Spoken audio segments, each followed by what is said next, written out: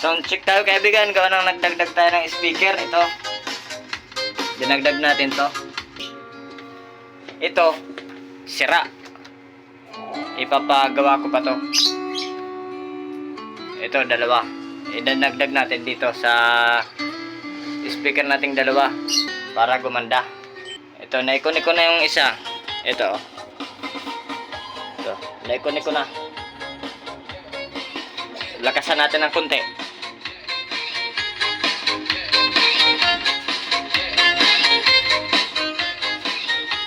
Mahina pa. Tignan nyo naman, yung volume ko napakasagad sa baba. Lagyan natin ng konti. Hinahan natin dito. Ang lakas kasi kaya hindi ko sinasagad.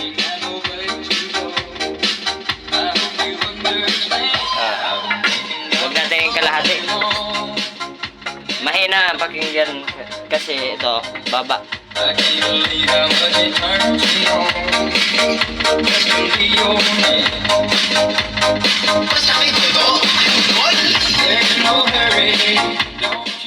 Hindi tayo pwede magpalakas, hapon na.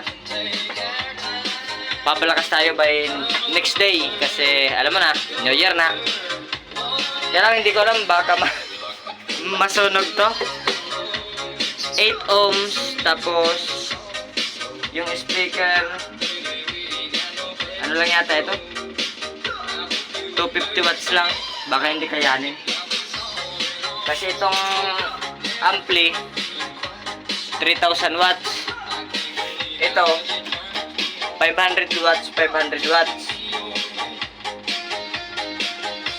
Ito ano lang 250, baka hindi kayanin kaya hindi ko maisagad pero maganda yung tunog. Hindi ko maisagad gawa ng alam mo na, may mga kapitbahay tayo. Respeto ba? Ito, ipapagawa ko pa.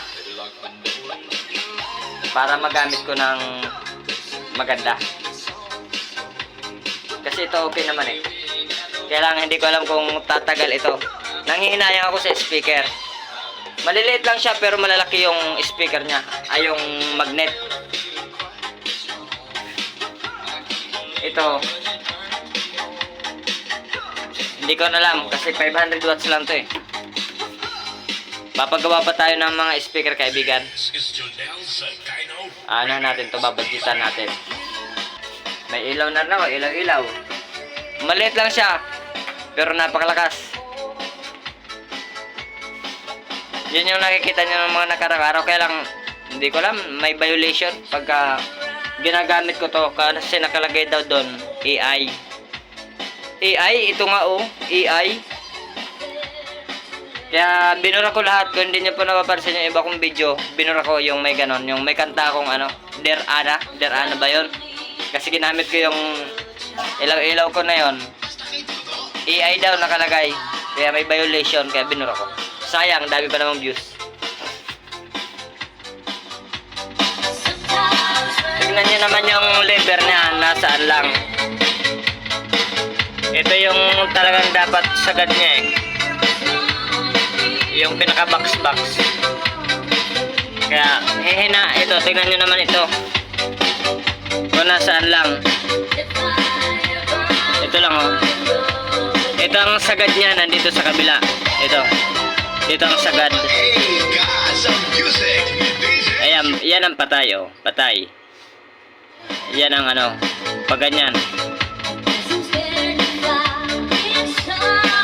1/4. Wala pa nga eh. 1/4. 1/4. Kasi ito 1/4 din. Ayan ang patay din. 1/4.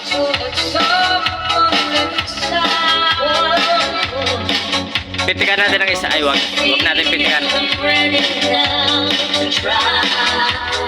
Basta kay Toto.